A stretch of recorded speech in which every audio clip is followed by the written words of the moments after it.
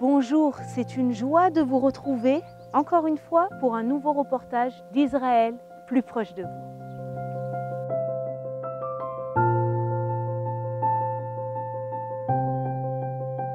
La Bible nous le décrit comme un roi grand et bon. Il s'est fait durant tout son règne un point d'honneur à détruire les hauts lieux d'idolâtrie et à ramener le cœur des enfants d'Israël vers l'Éternel. Lumière sur le roi Ézéchias. Bonjour. Bonjour. Moshe, content de te retrouver. On est à l'intérieur de la cité de David. Exactement. Mais aujourd'hui, j'aimerais qu'on mette un focus sur le roi Ézéchias. Très bien. Avant tout, qui était-il? Très bien. Bon, le roi Ézéchias, c'est le petit-fils du roi David. Ça, c'est numéro un. Il fait partie de la dynastie davidique. Et donc, lui, il va se retrouver comme roi dans une période très difficile dans laquelle il y a l'Empire assyrien qui vient attaquer et qui vient conquérir la terre d'Israël.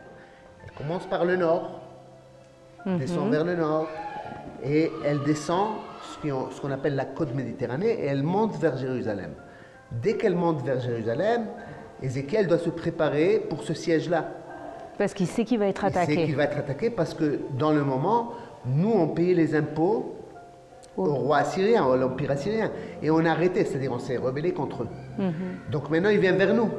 Et ce qu'il va faire, il va faire deux choses qui sont monumentales, qui vont changer l'histoire en total. Une des choses qu'il va faire, c'est ici, dans la cité de David, il va dévier l'eau qui est dans la piscine des Jébuséens, qui était déjà datée de 4000 ans. Donc elle existait déjà. Elle existait déjà. Ok. C'était une source d'eau. Il va la dévier vers la piscine de Siloé. C'est-à-dire, et il va la garder dans les murailles. Donc il va la protéger. Il va la protéger pour que les Assyriens n'aient pas accès à l'eau. Parce que dès qu'ils ont accès à l'eau, c'est la vie. C'est la vie. D'ailleurs, quand on dit de l'eau en hébreu, Maim Chaim, c'est de l'eau vivante. C'est-à-dire, ce qui donne la vie aujourd'hui, c'est de l'eau. Sans eau, on ne pourrait pas exister. D'accord. La deuxième chose qu'il va faire, c'est construire dans la partie nord de Jérusalem une muraille, ça s'appelle la muraille large, et il va la construire pour protéger ce qui est la plane, parce que le côté nord de Jérusalem, c'est très plat, et donc c'est pas montagneux comme ici, comme la cité de David, qui a d'un côté une vallée, de l'autre côté la vallée de Kidron, et les murailles. Donc là-bas, il doit construire une muraille pour protéger. C'est dans le livre d'Isaïe que c'est mentionné qu'il va reconstruire une muraille là-bas. Et faire rentrer les gens qui habitaient dehors de la cité de David, les faire rentrer dedans. D'accord.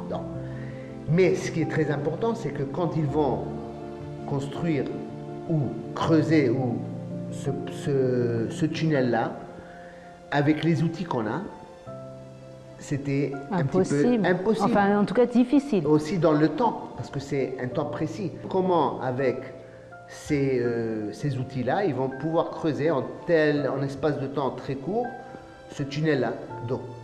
Et donc, ils ont trouvé, c'est une plaque écrite en hébreu très ancien, elle est dans le musée en Turquie, qui dit « Et voilà que les deux groupes se rencontrent. En fin de compte, on écoute l'autre groupe, les bruits de l'autre groupe. Donc, imaginez-vous deux groupes qui vont creuser, un d'un côté, l'autre de l'autre côté. Et ce qu'il va faire... Donc, qui est d'un côté, qui est de l'autre côté? C'est deux groupes différents de gens qui travaillent. Ah, ok. Ok, deux groupes différents. Et dès qu'on rentre dans le tunnel... Mais l'équipe du roi Ézéchias. Voilà. Ok. Ça, c'est pendant le temps du roi Ézéchias. Ézéchias. C'est pas des ennemis qui cherchent tous les deux à atteindre. Ça, c'est l'équipe du roi Ézéchias. C'est des ouvriers, des maçons du roi Ézéchias qui va leur donner l'ordre de creuser et de faire ce tunnel-là pour dévier l'eau. Okay. Donc, ce que vous allez voir, on va descendre de niveau, c'est-à-dire il y a la piscine cananéenne, ce qu'il va faire, c'est descendre de niveau. Et donc, il va dévier cette eau-là, et vous allez voir que dès qu'on rentre dans le tunnel, il y a beaucoup de tours. Tu tournes à droite, tu tournes à gauche, c'est pas tout droit. Donc, exactement, c'est à cause, ils vont s'écouter les uns les autres, et en fin de compte, ils vont se retrouver. Alors, imaginez-vous, je vous donne juste un exemple.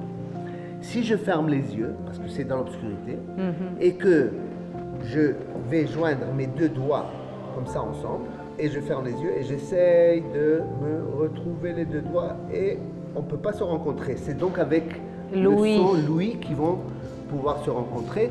Et ça, c'est la preuve, cette plaque-là, c'est une preuve irréfutée, tout le monde est d'accord, comme quoi on retrouve, ces deux groupes-là vont se retrouver. Voilà. Ok. Donc Ézéchias, il a fait vraiment des choses importantes pour Jérusalem. On parle déjà de Jérusalem à son époque? 100%. Ok.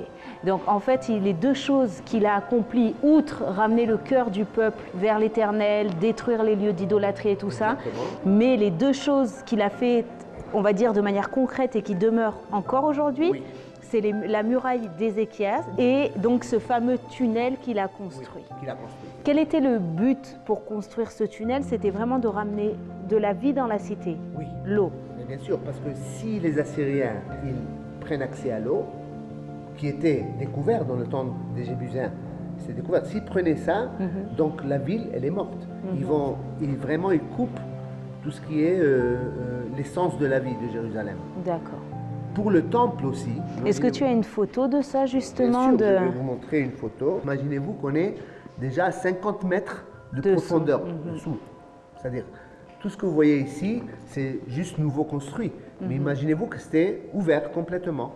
Et donc, il y a à peu près 580 mètres d'ici, que c'est le Mayan Gihon, ou la source d'eau Gihon, la source d'eau Gihon, qui va amener tout ça. C'est 580 mètres qui va nous amener jusqu'à la piscine de Siloé. Et en fait, c'est entre guillemets la bonne idée d'Ézéchias qui permet d'abreuver et de pourvoir vraiment aux besoins du peuple. Exactement, et c'est ça ce qui va nous donner l'opportunité de survivre ce siège-là. D'accord. La piscine de Siloé, elle est où?